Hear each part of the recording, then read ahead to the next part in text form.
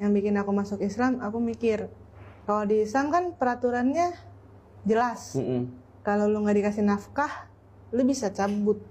Jadi istri bisa cerai. Kalau di Kristen nggak, tahan sudah aja. Dipersatukan itu ya. Tahan aja.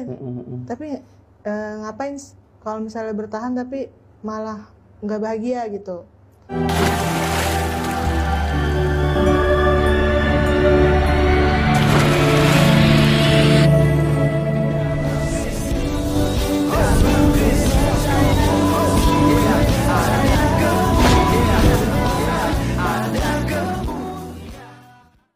Salam Elechem Bisem Yeshua HaMashiach. Salam sejahtera di dalam nama Tuhan Yesus Kristus untuk kita semua. Teman-teman sekalian, pada video kali ini kita akan menanggapi salah seorang mu'alaf. Ya, saya tidak tahu siapa namanya ini, tetapi ngomongnya itu ya seakan dialah yang paling benar gitu ya. Jadi saat ini dia bahas tentang perceraian seperti yang kalian di cuplikan. Dia katanya ya seharusnya itu kan tidak boleh harus sehidup semati gitu ya. Apa yang sudah dipersatukan oleh Tuhan itu tidak boleh diceraikan oleh manusia. Ya bagaimana kalau tidak cocok, harus berpisah dong katanya. Ya, jadi itu sebabnya dia tertarik dengan Islam supaya dia bisa mendapat 1, 2, 3, 4, 5, 6, 7. Banyak sekali. Maksudnya 1, 2, 3 lah ya, laki-laki setidak-tidaknya bisa dia koleksi. Ya. Baik, teman-teman sekalian, mari kita simak dulu apa yang menjadi penjelasannya berikut ini.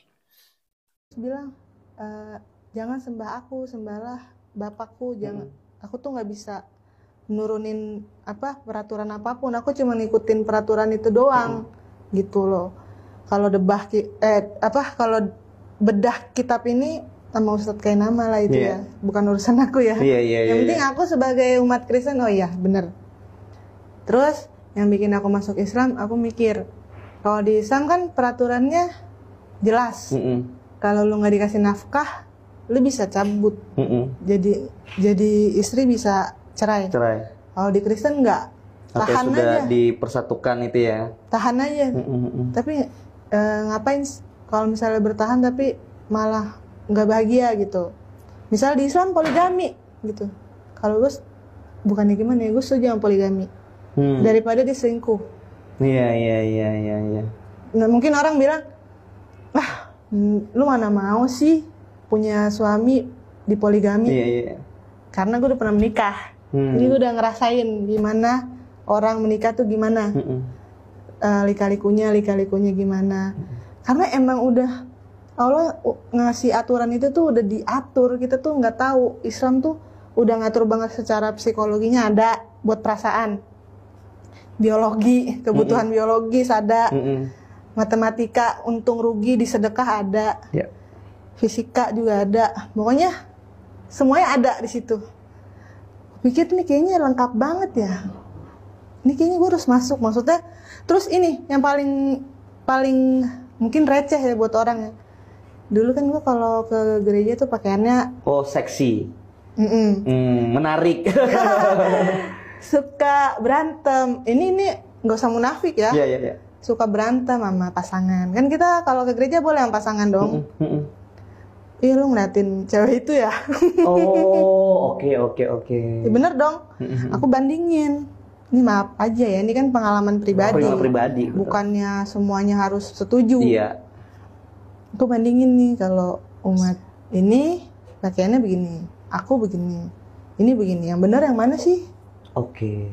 Itu juga jadi pertanyaan. Terus aku pikir kalau di Islam tuh semuanya ketutup. Secara biologis kebutuhan manusia itu mencegah orang jadi ngelihat. Males gue ngeliat lu ketutup.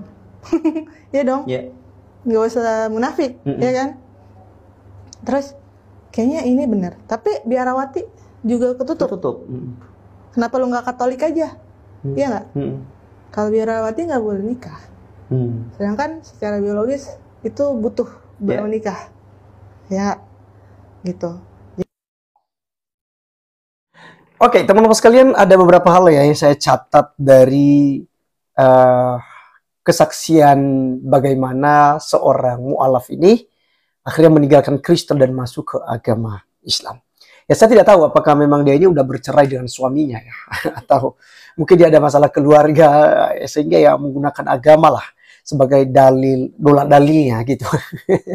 Ya, jadi ada 4 hal teman-teman sekalian harus tanggapi di sini. Itu kita langsung saja untuk membahasnya. Pertama sekali katanya, jangan sembahlah Bapakku. Itu kan kata Yesus Kristus. Jadi Yesus itu kan tidak dapat berbuat apa-apa gitu ya. Dari dirinya sendiri gitu. Nah, sembahlah kepada Bapa sendiri. Saya sih pikir bahwa itu tidak ada kalimat seperti itu dalam Alkitab. Ya, tidak ada kalimat itu dalam Alkitab.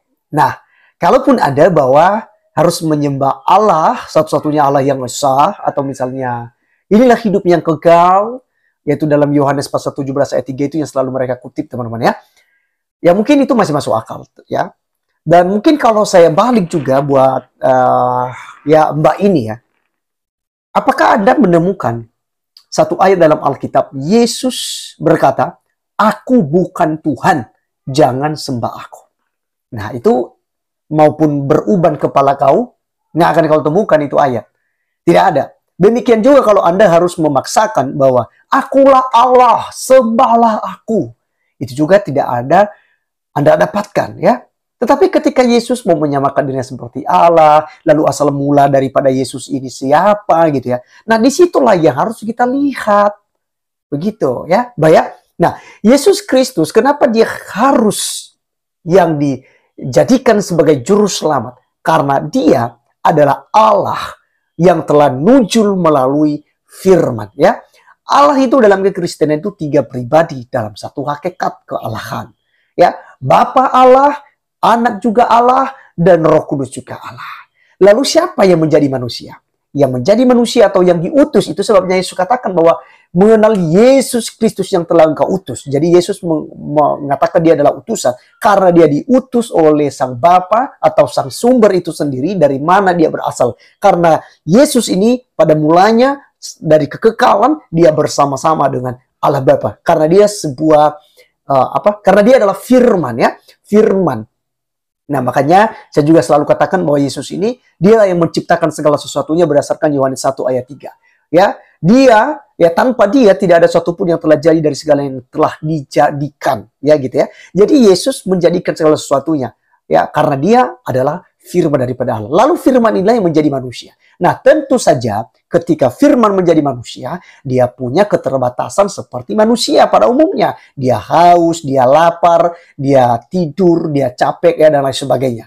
Tetapi ingat, di dalam diri Yesus 2 natur. Natur manusia, natur ilahinya. Itu tidak bisa dipisahkan dalam diri Yesus. Itu selalu menyatu ya. Nah, di sini kita melihat ya, Yesus menunjukkan dirinya sebagai Allah ya yang kekal. Dia katakan bahwa aku dan Bapa adalah satu. Itu yang pertama.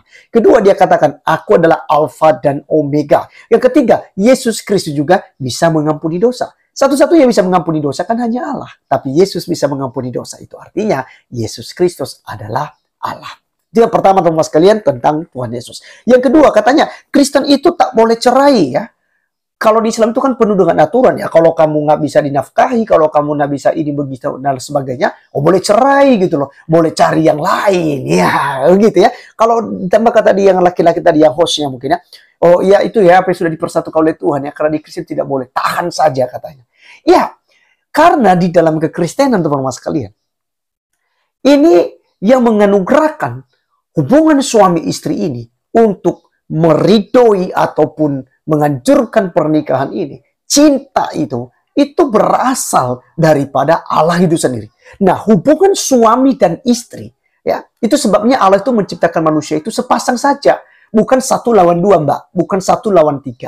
Ya, hanya 1 laki-laki dan 1 perempuan disatukan, melebur menjadi satu. Kenapa menjadi satu daging? Ya karena mereka sudah menjadi suami istri. Nah, ini sebenarnya gambaran hubungan Tuhan ya, Allah pencipta langit dan bumi itu dengan jemaat, dengan kita semua sebagai ciptaannya. Ya, jadi ada korelasinya, ada hubungannya gitu loh. Nah, ketika Anda tidak taat kepada suami atau suami tidak taat kepada istri, ini sama halnya ya kita tidak taat dengan Tuhan kita. Ya, karena itu adalah gambaran hubungan kita dengan Tuhan. Itulah hubungan suami istri. Itu sebabnya dalam Alkitab Matius pasal 19 ayat 5 dan 6 berkata, dan firman-Nya, sebab itu laki-laki akan meninggalkan ayah dan ibunya dan bersatu dengan istrinya sehingga keduanya itu menjadi satu daging. Demikianlah mereka bukan lagi dua, melainkan satu. Karena itu apa yang telah dipersatukan Allah tidak boleh diceraikan manusia. Ya, jadi teman-teman sekalian, malahan yang lebih ketat di dalam kekristenan, ya, kalau memang cerai, kalau memang sudah tidak ada jalan keluar lagi, cerai ini, maka harus hidup, ya, seperti sebelumnya. Tidak boleh lagi kawin. Kenapa? Karena ketika kawin itu berbuat zina. Lukas 16 ayat 18. Oke. Setiap orang yang menceraikan istrinya lalu kawin dengan perempuan lain, ia berbuat zina. Dan barang siapa kawin dengan perempuan yang diceraikan suaminya, ia berbuat zina. Jadi dua-duanya teman-teman sekalian ya. Jadi itu sebabnya dalam kekristenan dilarang keras untuk bercerai. Nah teman-teman, pernikahan ini sebelum dilaksanakan dalam kekristenan ada yang namanya konseling pranikah. Ada yang 1 tahun, ada yang 6 bulan, ada yang 3 bulan. Ya. Ini masa-masa proses untuk konseling pranikah. Mengajarkan untuk saling mengerti satu dengan yang lain. Bahkan saya konseling orang, seringkali itu saya sampai ke dalam-dalamnya loh. Ya sampai ke dalam-dalamnya untuk saya harus jelaskan. Yo bagaimana nanti kalau kamu menikah dengan dia lalu dia nggak bisa kasih keturunan buat kamu. Seperti apa cintamu dengan dia? Apakah diukur dari situ? Ya. Demikian juga sebaliknya, itu kita sama-sama menanyakan hal itu. Sampai di keduanya sudah ada kecocokan. Dan ingat teman-teman sekalian, dalam kekristenan ketika melewati masa-masa konseling pranikah, tidak sedikit pasangan yang kemudian menunda pernikahannya. Ya, dan memikirkan lebih dalam lagi. Karena pernikahan itu bukan untuk dicoba-coba. Ya. Nah, jadi teman-teman sekalian, kekristenan tak boleh cerai ya. Nah, kalau katanya tadi itu sebabnya dia tertarik dengan Islam karena boleh cerai, ya, berpoligami. Bahkan dia bilang, oh lebih baik poligami suami saya. Waduh, darah Yesus. Ya. Lebih baik suami Anda poligami daripada selingkuh, kan? Kasihan ya. Teman-teman sekalian, ini bukan ajaran Tuhan. Tuhan tidak pernah menganjurkan manusia untuk berpoligami. Karena Tuhan menciptakan pernikahan itu, ya satu pasang. 1 lawan 1. Ya, bukan 1 lawan 2 jadi 1 nanti. Tidak, ya. 1 laki-laki 1 perempuan menjadi 1 kata Tuhan. Ya, bukan 1 laki-laki 2 perempuan menjadi 1. Itu nggak bisa. Ya, Tuhan tidak menciptakan manusia demikian. Nah, jadi untuk berpoligami itu adalah kedegilan manusia. Nah, Alkitab katakan barang siapa yang mengasihi dunia dan apa yang ada di dalamnya, kasih akan Bapa tidak ada di dalam orang itu. Artinya teman-teman sekalian, kalau itu ukurnya, maka kita ya tidak menjadi ya ahli waris daripada kerajaan sorga. Ya kita tidak bisa memperoleh dan menjadi orang-orang yang dimuliakan oleh Tuhan ya atau orang-orang yang akan diselamatkan di kemudian hari. Tidak. Karena Tuhan tidak pernah memberkati ya 1 lawan 2, 1 lawan 3, 1 lawan 4. Ya, jadi buat saya berpikir kembali lagi. Dalam kekristenan dijaga itu supaya Anda punya masalah itu dalam keluarga Anda bisa selesaikan dengan baik. Demikian juga kalau Anda hubungan Anda dengan Tuhan. Oh, jangan Anda meminta berdoa sesuatu lalu Anda tidak menerimanya. Anda cerai dengan Tuhan, Anda tinggalkan Tuhan hanya karena kamu tidak dapatkan apa yang kau inginkan. Demikian juga dalam hubungan suami istri. Jadi di sini dibutuhkan ya kesetiaan, ya.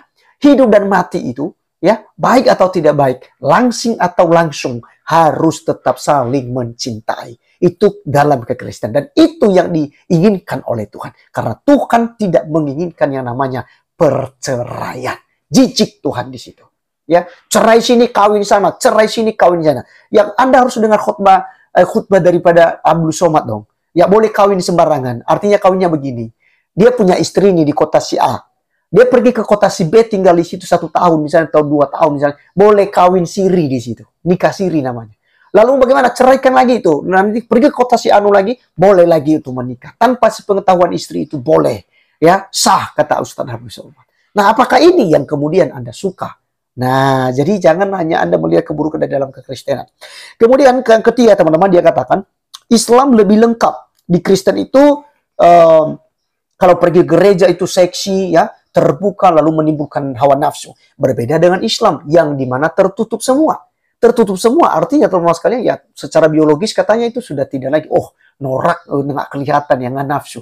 Mbak, Anda nggak lihat beberapa ponpes ya atau pondok pesantren ya, di mana siswa-siswinya itu pakai jilbab tertutup semua gitu loh. Atau juga terjadi pemerkosaan, terjadi juga itu pelecehan seksual ya. Bahkan yang baru-baru ini misalnya ada ketua MUI di mana itu ya, melecehkan 2 anak ya masih kecil-kecil, teman-teman sekalian. Coba bayangkan loh, itu tertutup semua loh, pakai jilbab, bahkan ada yang pakai hijab ya, sampai tutup mulu, hanya mata yang kelihatan. Tangan pakai sarung tangan, kaki pakai kaos kaki dan lain sebagainya.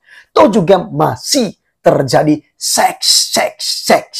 Ya, penyimpangan seksual. Itu masih terjadi. Itu di pondok pesantren saja itu masih terjadi, Mbak. Jadi Anda harus melihat realita. Kalau kekristenan, Kristen mana sih yang memperbolehkan untuk datang ke gereja lalu seksi? Ya, pakai BH saja. Itu tidak pernah ada. Ya. Itu gereja yang memang sesat yang memperbolehkan hal demikian. Ya, jadi Anda harus melihatlah ajaran itu bukan dari orangnya.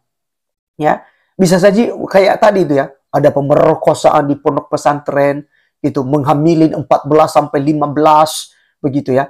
Jadi kalau kita berkaca dari situ ya, maka Islam busuk, Islam buruk. Ya, makanya saya bilang jangan tolak ukurnya di situ. Yang terakhir katanya di Islam itu tutup aurat, jadi nggak ada nafsu ya katanya lihatnya ya. Ya begitu kan, lebih seperti itu yang dijelaskan tadi. Ya, tapi dia bilang kalau begitu kan di Katolik kan tertutup itu, yang suster-suster itu. Ya, tapi katanya dia tidak suka karena tidak bisa menikah. Ya, jadi teman-teman sekalian, inilah yang saya katakan bahwa hanya melihat selumbar di mata saudaranya, tetapi balok yang ada di matanya itu dia tidak lihat. Nah, ayat terakhir yang saya kasih teman-teman sekalian, Matius 19 ayat 12. Dia berkata begini, ada orang yang tidak dapat kawin karena ia memang lahir demikian dari rahim ibunya. Dan ada orang yang dijadikan demikian oleh orang lain. Dan ada orang yang membuat dirinya demikian karena kemauannya sendiri oleh karena kerajaan surga. Siapa yang dapat mengerti, hendaklah ia mengerti. Jadi ada 3 tipe. Ada yang karena sejak lahir dia tidak menikah. Ya, ada juga karena dibuat oleh orang lain. Ini terjadinya tuh di sistem zaman kerajaan dulu ya. Ya, jadi yang raja yang menjaga ratu itu ya harus dikebiri supaya tidak ya terjadi macam-macam ya kepada si ratu. Ya, dan yang ketiga itu sengaja dibuatnya demikian untuk kerajaan surga ya, seperti suster dan pastor. Ya, jadi teman-teman sekalian, dalam kekristenan punya aturan. Ya, jadi apa yang sudah dikatakan oleh Mbak tadi itu Anda berpikir lagi lah. Ya, kalau kita memukakan tentang kebusukan dan keburukan di dalam Islam begitu banyaknya.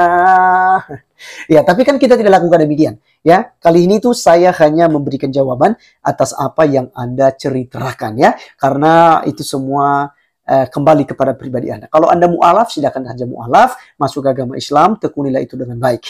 Jangan kemudian Anda ya melogikan ya dengan kekristenan. Terima kasih teman-teman sekalian, sekian komentar kita. Sampai ketemu di video berikutnya. Tuhan Yesus memberkati kita. Salam.